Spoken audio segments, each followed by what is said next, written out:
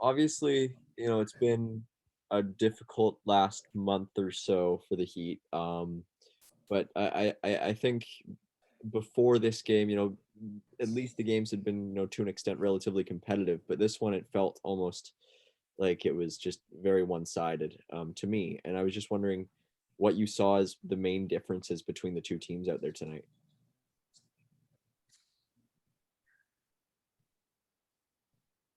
I think that they were faster and stronger than us today. They were just, they were able to win the battles. And I thought that we did a good job of defending the last game. We didn't create very much offensively. And today we didn't, I thought that we lacked composure on our exits. And I thought that we were caught a lot in our D zone trying to sort, and that will happen in a situation like this, but they got to pucks and they won battles and they retained possession, whereas we did not retain possession when we got into their zone. We were one and done quickly and they were not. Right. And, earlier in the season, this was a team that you guys had quite a bit of success against. And, during the winning streak and all that. And do you think, the games that you're playing against them now, do you think the different results are more due to sort of, is it an issue with the talent that's on the team now, or is it an issue just with how the talent is showing up to games? I think there's, we have a different team than we did at that point in time. So I understand that. So we ask our guys to compete harder and to make sure that we're playing the right way. And I think there are a lot of guys, Mike, that really they're competing and they are falling short, bottom line. They're, so as a group, we have to just own that. We'd say our roster is different, but we have to own it. And I think that in order for us to win, we have to control the play more. And it doesn't mean that you're going to be able to control the puck all the time. It means you got to make good decisions with where you're putting the puck in order to put yourself in a position to win it back. And I think that that's where we fell short today in terms of, making the decision too late. And then you're putting yourself into a 50-50 and we're not winning. And given the recent trend, obviously with the 14-1 record in the last 17 games, how would you describe the current state of the atmosphere surrounding the team? Do you think that the team has been relatively good about staying, focused on the next game, or has there been a little bit of a decrease in morale to an extent? Oh, I think that whenever you're in a losing streak, morale takes a hit for sure.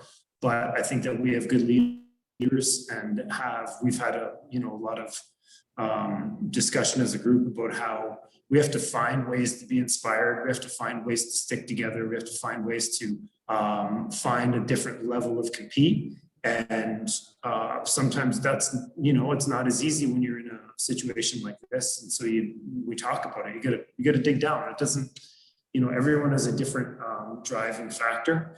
But I will say, I think that there's good character in our room, and I feel like guys are pulling for each other.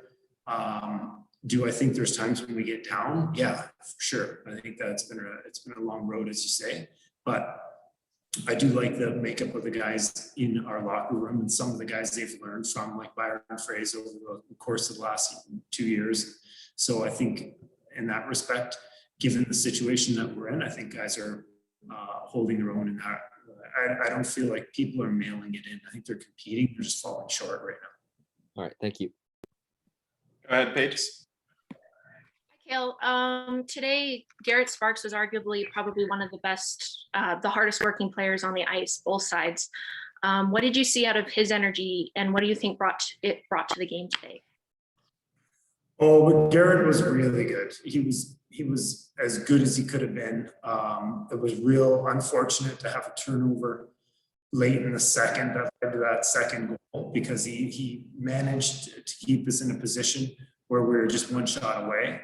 And that was, strictly him coming up huge. So his energy today was fantastic. Thought he had a real solid game. And like, as I mentioned, it's deflating when you get down late in that second period. He's been standing on his head, and then we can't find a way to exit our zone and give one up. But certainly was a big difference maker today. We didn't win the game, but he kept us in the game, and kept it a game for a while there. For sure. And do you think that's something you guys can build off of for Monday and possibly rally behind? Yeah, I think anytime you got strong goaltending, that's a huge positive. And Garrett's someone who's always been there for our team, and he is we'll make a decision goaltending wise, but I know whenever we're in front of Garrett, the guys know he's going to be there for him. But at the same time, we also have to make sure we don't rely on him. There are times when we just, he's just making too many saves. You can't put that on someone. That's not right, to put that on a teammate. So we have to look at ourselves in the mirror and make sure that we're better in a lot of different ways for him, and not take that goaltending for granted. Definitely. Just last one for me for now. With Fraze and Godin going up to the taxi squad, do the adjustments at this point in the season almost come automatically to the lines in the lineup? Well, they're obviously with the nature of their movement, it it forces us to rearrange, and so the adjustment is, hey, you gotta find a way to dig down and find a way to take up a fair amount of ice time and use that as a great opportunity. And I think that guys, they see that, and they need to continue to keep that in mind. Like the opportunity here for the guys in the next 3 games is huge with those two guys in the lineup. So that's a real positive, and you gotta see who can step up and take advantage of it.